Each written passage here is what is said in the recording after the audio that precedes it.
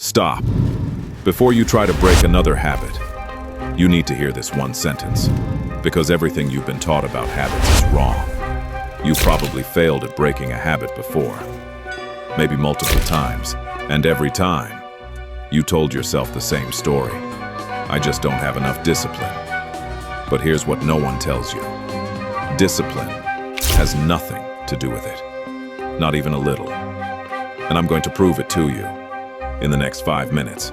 Stay with me, because by the end of this video, you'll have a tool so simple, so backed by neuroscience, that you can literally use it tonight on any habit that's been controlling you. Step 1. Name the trigger. Right now. Think of one habit you hate. Ask yourself, what always happens just before I do it? Not what you feel. What happens? Phone notification. Sitting on the couch. Opening the fridge. The trigger is the on switch. Find it, and you own it. Step 2. Name the real need. Say this out loud. What am I actually trying to feel? Not what you want to stop. What the habit is trying to give you. Comfort, control, escape, stimulation. This is the real job your habit is doing, and you can't fire something until you've replaced it. Step 3.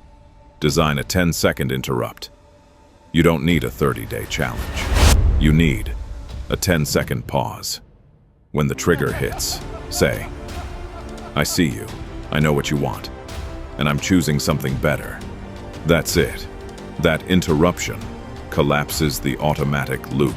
Habits live in autopilot. Awareness kills them. Step 4. Swap the relief, not the habit. Don't try to go cold. Replace the reward. If you snack for comfort, call someone for 3 minutes. If you scroll for escape, take a 90-second walk outside and actually escape. If you overwork to avoid feelings, write one sentence about what you're avoiding. Small replacement, big shift, every single time. You cannot break a habit you still see yourself doing. Read that again. Most people say, I'm trying to quit. But the word trying tells your brain you don't actually believe you'll succeed. Your identity is still attached to the habit. Here's the shift that changes everything. Stop saying, I'm trying to stop scrolling. Start saying, I'm someone who protects their attention. Stop saying, I'm trying to eat better. Start saying, I'm someone who fuels their body with intention. Stop saying, I want to stop procrastinating. Start saying, I'm someone who takes one small step every day. Identity is the soil. Habits are seeds. You cannot grow a discipline habit inside an identity that says, I'm lazy. Change the soil first, and the habit grows automatically. That's the whole game. The most powerful sentence in habit science. 5 words. The next time you feel a bad habit pulling at you, before you reach for it, ask yourself this. What do I actually need right now? Not what you want, not what you're craving, what you actually need. That question pulls you out of autopilot and into conscious choice. And habits, they cannot survive conscious choice. They only work in the dark. The moment you shine a light on them, they lose power. So here's what we just did. We found the real trigger, not the habit. We identified what the habit is actually doing for you. We gave your brain a 10-second interrupt. We swapped the reward without white-knuckling the behavior.